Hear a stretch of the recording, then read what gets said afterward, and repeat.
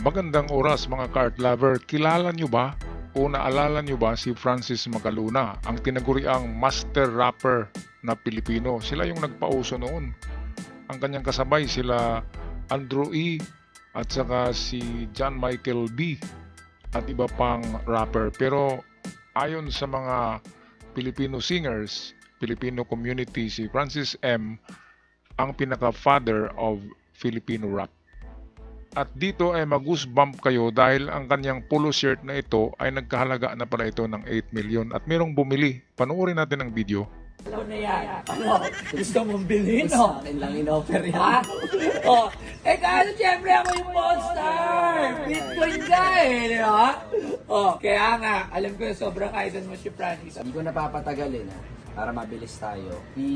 Bibigay ko na yung ever. Anong ibibigay mo? Wala pa tayong, hoy, 500,000 mo nakuha to. Anong bibigay? Yung capital. Anong ibibigay? Anong ibibigay sinasabi nito? Teka, baka naguluhan kayo mga ka-art lover. Ito yung museum at tindahan na rin ni Bustoyo. Itong maswerteng tao na instant naging milyonaryo. Sandali lamang, naging milyonaryo na. Dahil sa kanyang mga ganitong style, ang pagiging Pawn Stars. Kinopya niya ito doon sa style ng American Pawn Stars na sumikat din. At itong polo shirt dito ni Francis Magaluna, merong tatlong kulay puti na kanyang uniform noong nag-school pa siya ng high school. At itong blue, ito yung kanyang paboritong Francis M. polo shirt na maluwag na pang-rapper. At ito ngayon ay merong bibili ng 8 million pesos. Itong mama na naka-t-shirt ng red-orange. Ano yan? Wala. Ito mo na benta. Ano na? Nabili. Punan. Ito mo nabili, punan. So, ibig sabihin, ito, wala na to. Ano na to? Fair na. Pero ngayon, half na agad. Half na agad, bro. Ito, baka naguluhan kayo. Ang bili nito ni Bustoyo, sa nagbenta nito ay 500 pesos ang original na puhunan ni Bustoyo para bilhin itong kulay blue at yung tatlong polo shirt. Lahat yan ay 500,000 ang bilhin ni Bustoyo. Medyo malaki na yan ha. Pero ngayon, ibibenta yan ni Bustoyo ng 8 million at bibili naman itong mamang ito. Dahil ang mamang ito ay meron siyang parang bar at doon niya i-display ito. Ang mga polo shirt ni Francis M. Kasi sikat na sikat ito sa Manila, si Francis M.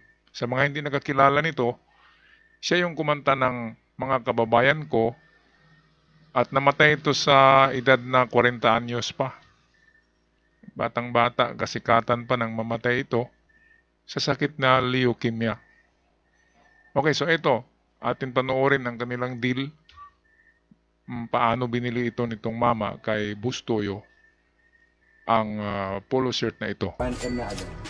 Manipis. Manipis. Manipis yun. Alam mo yun. 1M para dito. Hindi tinanggap yung 1 million eh.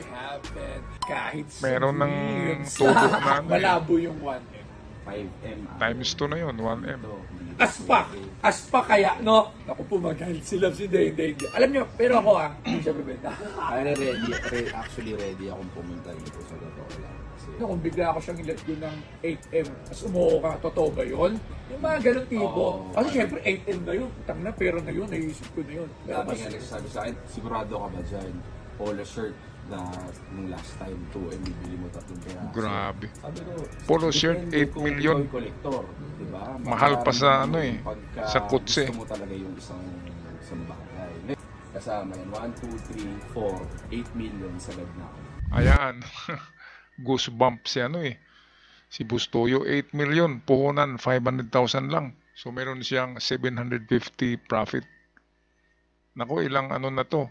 Ilang Raptor na ito na ilang SUV na. So SUV is 2 million. So meron ng 4 na SUV. Grabe naman ang mama na ito, no? T-shirt lang, bibili ng 8 million. Grabe. Pwede naman sigurong magpatahi niyan. Magpatahi, pupunta sa tailoring and then ipakopya. And then display at sabihin na kay Francis M. ito. Pwede naman ganyan, di ba? Sobrang-sobra naman ang 8 million. 4 na SUV. Ang katumbas niyan, Kaya ito, tingnan natin ang pagbabayad na. Binayaran ito eh. Yun na yun. Wala na bro, kahit sulat ko na rito bro, 8 million. Ngayon, kunin mo to. Parang nag-goosebumps ako sa 8 million na. Parang nag-goosebumps ako sa Kaya 8 nga, million. siyak si Bustoyo. Binili talaga oh. Package yan bro. Pero kung hindi naman, kahit eto lang, hanggang 2.5 talaga ako dito bro. Yun, hanggang doon lang ako. 2 million na yung pinaka-tubo mo doon bro. Kaya pirma ko na, kukunin mo na lang Brad. Pina-frame na oh. Akin na to. Laps, nag-goosebump ako. Oo nga, andito nga. Oo, nag-goosebump ako kasi alam mo, ini-issue na ako ng 8 million. Grabe.